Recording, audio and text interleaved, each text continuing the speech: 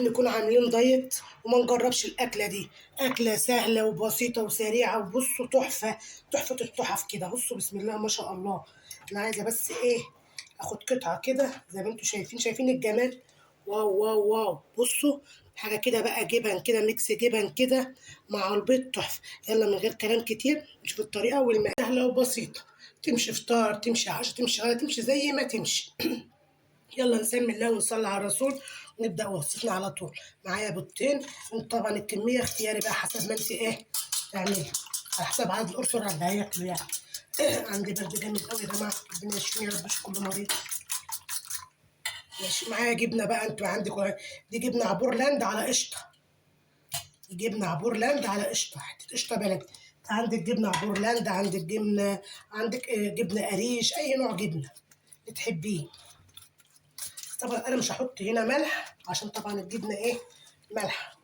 انتوا شايفين كده هرست الجبنه، حته جبنه عبورلاند على ايه، على معلقه قشطه بلدي.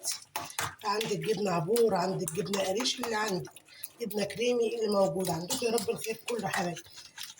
هنزل بقى عليها بحبه جبنه ايه ميكس، حبه جبنه كده ايه ميكس. طاسه على النار بقى فيها مكعب زبده، ويلا بينا زي ما انتوا شايفين كده سخنه كده على نار هاديه. خلاص اكلتنا خلصت، ونسمي الله وننزل في الطاسه بالكلام الجميل ده زي ما انتوا شايفين، ونسويها في الطاسه كده. طبعا لازم نغطي عليها ايه، النار. نسمي الله ونصلي على الرسول، اللهم صل وسلم وبارك على سيدنا محمد. بصوا بسم الله ما شاء الله، ما شاء الله، اللهم بارك. هنقلب على الوش التاني، شايفين. صلوا على النبي، صلوا على النبي، وصلاة النبي مكسبي. بسم الله ما شاء الله، اللهم بارك. شايفين، بصوا حاجة كده بسم الله ما شاء الله. أنا عن نفسي شخصيا مش هاكلها بعيش، هاكلها بإيه، حاف كده بالشوكة، مش محتاجة يعني عيش.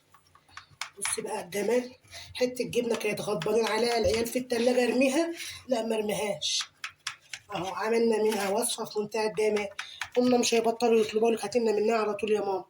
هتقومي جاية عاملة كده بقى في العسل ده والعيش البلدي بقى، يا سلام.